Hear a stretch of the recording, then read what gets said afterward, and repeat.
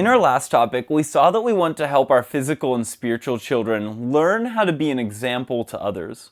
We saw that we want to help them learn how to become an example to all people, including those who are false teachers. This requires an attitude of gentleness and humility.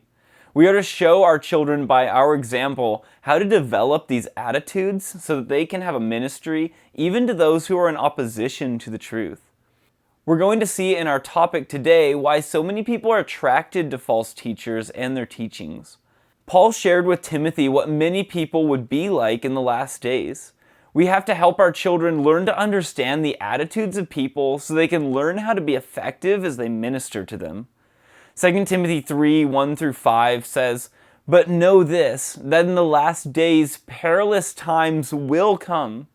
For men will be lovers of themselves, lovers of money, boasters, proud, blasphemers, disobedient to parents, unthankful, unholy, unloving, unforgiving, slanderers, without self-control, brutal despisers of good, traitors, headstrong, haughty, lovers of pleasure rather than lovers of God, having a form of godliness but denying its power." Here we see that Paul wanted to help Timothy understand what the times will be like between the return of Christ to heaven and his second coming. We need to help our children understand we are living in the last days. The word that is translated perilous is only used one other time in the New Testament. Matthew 8:28 says, "When he had come to the other side, to the country of the Gerasenes, there met him 2 demon-possessed men, coming out of the tombs, exceedingly fierce, so that no one could pass that way." Here we see that the word is translated fierce because the word means dangerous or troublesome. As a result, we are given a long list of the characteristics of the people without Christ. These characteristics certainly describe many people today. First, we see that people will be lovers of themselves or selfish. Christ said in Mark 7:20-23, "What comes out of a man, that defiles a man. For from within, out of the heart of men, proceed evil thoughts, adulteries, fornications, murders, thefts, covetousness, wickedness, deceit, lewdness, an evil eye, blasphemy, pride, foolishness. All these evil things come from within and defile a man." Here we see the source of such selfishness. We see that such attitudes come out of the heart of man. Proverbs 23:7 says, "For as he thinks in his heart, so he is. Eat and drink, he says to you, but his heart is not with you." Then Jeremiah 17:9 says, "The heart is deceitful above all things, and desperately wicked. Who can know it?" Here we see that we want to help our children understand the hearts of people without Christ in their lives. Second, we see that people will be lovers of money.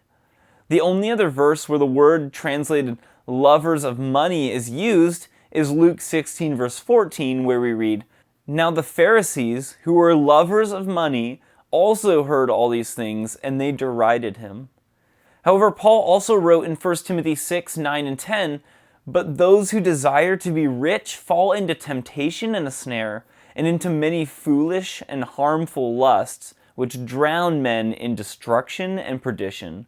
For the love of money is a root of all kinds of evil, for which some have strayed from the faith in their greediness, and pierced themselves through with many sorrows." Here we see the destructive power of the love of money. We also see many other negative characteristics. The word translated boasters means an empty pretender and speaks about a person who pretends to be something that he is not. The word translated proud means one that despises others and treats them with contempt. James 4:6 says, "But he gives more grace." Therefore, he says, "God resists the proud, but gives grace to the humble." Christ spoke about the proud in Luke 18:9. Also, he spoke this parable to some who trusted in themselves that they were righteous and despised others. Here we see that the reason the proud despised others is due to the fact that they trust in themselves. The word that is translated blasphemers means one who speaks evil or abusive language to another person. 1 Timothy 1:12 and 13 says, "And I thank Christ Jesus our Lord, who has enabled me, because he counted me faithful, putting me into the ministry, although I was formerly a blasphemer, a persecutor, and an insolent man, but I obtained mercy because I did it ignorantly in unbelief." Here we see that Paul realized that he had been a blasphemer before Christ changed his life. The angel said to Zacharias in Luke 1 verse 17, "He will also go before him in the spirit and power of Elijah, to turn the hearts of the fathers to the children, and the disobedient to the wisdom of the just, to make ready a people prepared for the Lord." Here we read about the ministry of John the Baptist.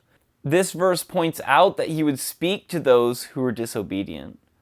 The next four negative characteristics, unthankful, unholy, unloving, and unforgiving, all begin with which means not.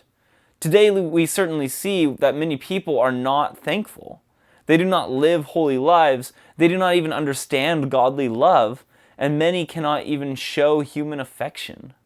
The word that is translated unforgiving is not the usual word for forgive, but instead means one who will not make a treaty or keep an agreement. The word translated slanderers means a false accuser and is usually translated the devil. 1 John 3 verse 8 says, "He who sins is of the devil, for the devil has sinned from the beginning. For this purpose the Son of God was manifested, that he might destroy the works of the devil." Here we see the word is translated the devil 3 times. The word translated without self-control describes a person who does not have control over their sinful desires. Brutal means fierce or not tame. The word translated despisers of good means a person that is opposed to goodness or good people. The word traitors is used to describe a betrayer and is used in Luke 6 verse 16 where we read, "Judas, the son of James, and Judas Iscariot, who also became a traitor." The word translated headstrong means a person who is reckless. The only other place that this is used is in Acts 19 verse 36 where we read, "Therefore, since these things cannot be denied, you ought to be quiet and do nothing rashly." Here we see that the word is translated rashly. The word translated haughty means to be lifted up with pride or to be conceited. In 1 Timothy 6 verse 4 we read, "He is proud, knowing nothing, but is obsessed with disputes and arguments over words, from which come envy, strife, reviling, and evil suspicions." In this verse, it is talking about individuals who are false teachers. And the phrase "lovers of pleasure more than lovers of God" means loving pleasure and speaks of people who live to please themselves. The phrase "having a form of godliness but denying its power" speaks about people who have an outward appearance of respect for God, but inwardly they refuse to accept the power or influence of God over their lives. A more complete description of such individuals is given in Romans 2:17 through 20, where we read, "Indeed you are called a Jew, and rest on the law, and make your boast in God, and know his will, and approve the things that are excellent, being instructed out of the law, and are confident that you yourself are a guide to the blind, a light to those who are in darkness, an instructor of the foolish, a teacher of babes, having the form of knowledge and truth in the law." Here we see that such people think that they can lead and teach others when they are spiritually blind themselves. Paul gives a warning to turn away and avoid the teachings of such individuals because they are deceiving themselves. 2 Timothy 3, 6 through 9 says, "For of this sort are those who creep into households and make captives of gullible women loaded down with sins, led away by various lusts, always learning and never able to come to the knowledge of the truth. Now as Jannes and Jambres resisted Moses, so do these also resist the truth, men of corrupt minds, disapproved concerning the faith, but they will progress no further, for their folly will be manifest to all, as theirs also was." Here we see that such false teachers particularly try to get their teaching into households where there are gullible women. The word that is translated gullible speaks about women who have a large amount of guilt about their sins or various lusts from their past. Titus 3 verse 3 says, "For we ourselves were also once foolish, disobedient, deceived, serving various lusts and pleasures, living in malice and envy, hateful and hating one another." As Christians, we did serve various lusts and pleasures before we became Christians. However, we have been forgiven and no longer need to live with past guilt. Here we see that false teachers seek such women who are continually trying to find some new way to get rid of their guilt, but will not come to Christ for forgiveness. False teachers are compared to Jannes and Jambres. According to Jewish tradition, these two men were part of the mixed multitude of Egyptians who left Egypt with Israel. Jewish tradition says that these were the two people who later encouraged Israel to make the golden calf. Here we see that Paul used them as illustrations of false teachers. False teachers resist the truth. They are people with corrupt or depraved minds. Titus 1 verse 6 says, "They profess to know God, but in works they deny him, being abominable, disobedient, and disqualified for every good work." Their false teachings and sinful actions show that they do not have a true faith.